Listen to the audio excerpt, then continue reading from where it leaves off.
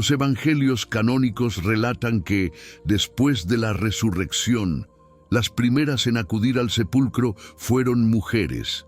Entre ellas, María Magdalena destaca como la primera en ver al Cristo resucitado, la primera en escuchar su voz y, según algunos textos, la primera en recibir un encargo directo, anunciar a los discípulos lo que había presenciado. Sin embargo, detrás de esa mención breve y aparentemente sencilla se esconde un misterio mucho más profundo. En los escritos que fueron apartados de la tradición oficial, se habla de Magdalena no como una simple seguidora, sino como testigo privilegiada de los secretos que Jesús reveló tras vencer a la muerte. Estos textos sugieren que ella recibió un conocimiento reservado, un mensaje que iba más allá de la proclamación pública. Mientras que los evangelios aceptados por la Iglesia se enfocan en la confirmación de la fe y la misión universal, los apócrifos apuntan a un diálogo íntimo, a revelaciones que cuestionaban las estructuras de poder y la comprensión misma de lo divino. Es ahí donde el misterio se intensifica. ¿Qué fue lo que Magdalena escuchó o comprendió que otros no pudieron aceptar?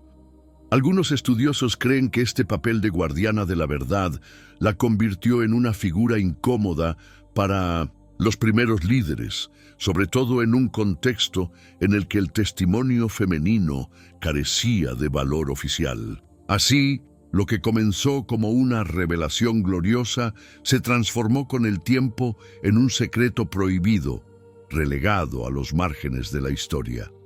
María Magdalena, lejos de ser una sombra secundaria, se convierte entonces en la clave oculta de la resurrección, una presencia que conecta lo visible con lo invisible, lo permitido con lo silenciado. En los relatos más antiguos, María Magdalena aparece como una discípula cercana, pero en los textos marginados por la tradición oficial, su relación con Jesús adquiere una dimensión distinta. No se trata únicamente de afecto o respeto, sino de una unión espiritual que la coloca en un lugar privilegiado frente a los demás seguidores. El Evangelio de Felipe, por ejemplo, insinúa que Jesús tenía con ella una relación de confianza tan profunda que compartía con Magdalena enseñanzas y gestos que no ofrecía a los demás. Este vínculo, lejos de ser meramente humano, parecía simbolizar la unión entre el conocimiento y la revelación. Para los primeros cristianos, esta cercanía fue un motivo de debate.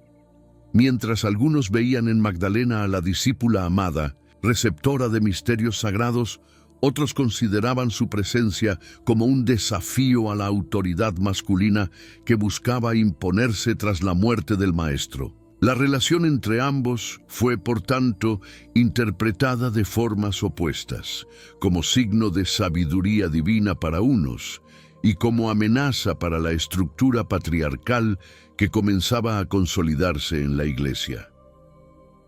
No se puede negar que esta cercanía generó tensiones.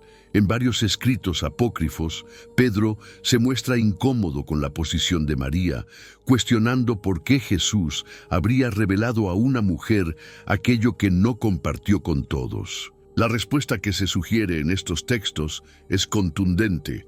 Jesús eligió a Magdalena porque vio en ella una pureza de espíritu y una capacidad de comprender lo trascendente que iba más allá de las convenciones. De este modo, la relación entre ambos no fue un detalle anecdótico, sino una clave que explicaba por qué su figura debía ser central en la transmisión de la fe.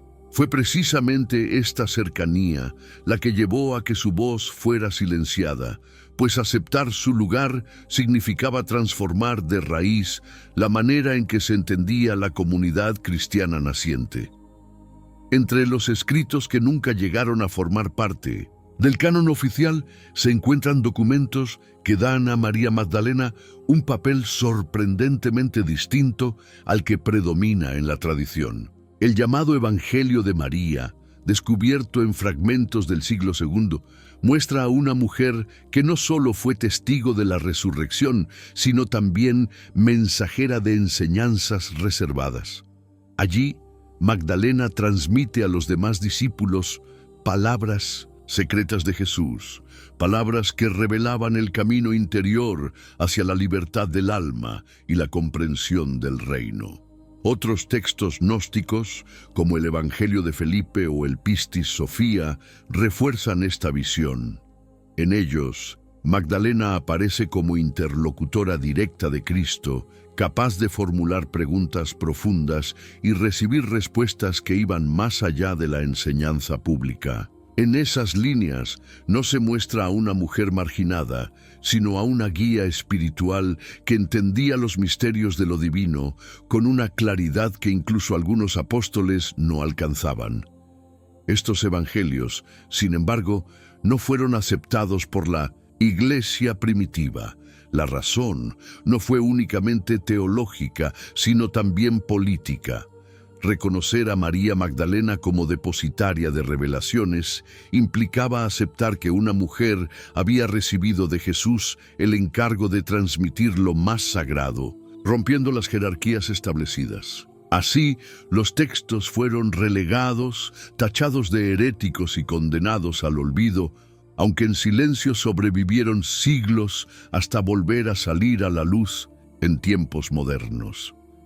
El peso de estos escritos no radica solo en lo que dicen, sino en lo que su ocultamiento significa: una visión alternativa del cristianismo, donde la sabiduría no dependía de títulos ni de género, sino de la capacidad de comprender lo eterno. En ese horizonte, María Magdalena se convierte en la voz que recuerda que hubo una enseñanza más amplia, que no fue perdida por completo, sino escondida a la vista de todos. Los evangelios apócrifos muestran con claridad que la presencia de María Magdalena generó tensiones entre los primeros discípulos.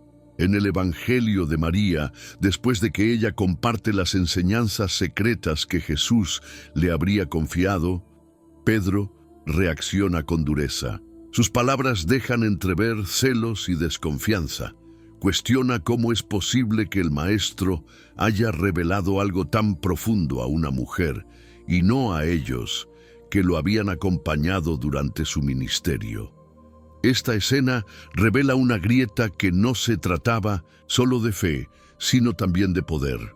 Para Pedro y algunos de los apóstoles, aceptar la autoridad espiritual de Magdalena significaba reconocer que el liderazgo no estaba reservado únicamente a los hombres.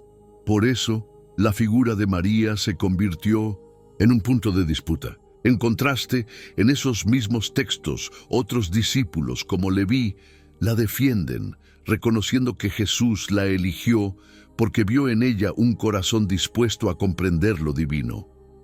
Esa confrontación no es un detalle menor, sino un reflejo del inicio de la lucha por la autoridad dentro de la comunidad cristiana naciente. La Iglesia, con el tiempo, reforzó la línea de Pedro, consolidando una estructura jerárquica masculina que marginó el papel de la mujer en la transmisión de la fe. Sin embargo, la existencia de estos relatos demuestra que la historia pudo haber seguido otro rumbo. Uno donde Magdalena hubiera sido reconocida como una líder legítima, capaz de guiar a la comunidad con la misma autoridad que cualquier apóstol. Lil, conflicto con los apóstoles no es solo un episodio del pasado, sino una ventana hacia lo que fue silenciado. Muestra cómo las tensiones humanas moldearon la memoria de los evangelios y cómo la figura de María Magdalena, lejos de ser una sombra, fue un fuego que incomodó a los guardianes del poder. Ese fuego fue apagado en apariencia, pero nunca dejó de arder en los textos prohibidos que sobrevivieron al paso de los siglos. Con el paso del tiempo, la figura de María Magdalena fue transformada de manera calculada.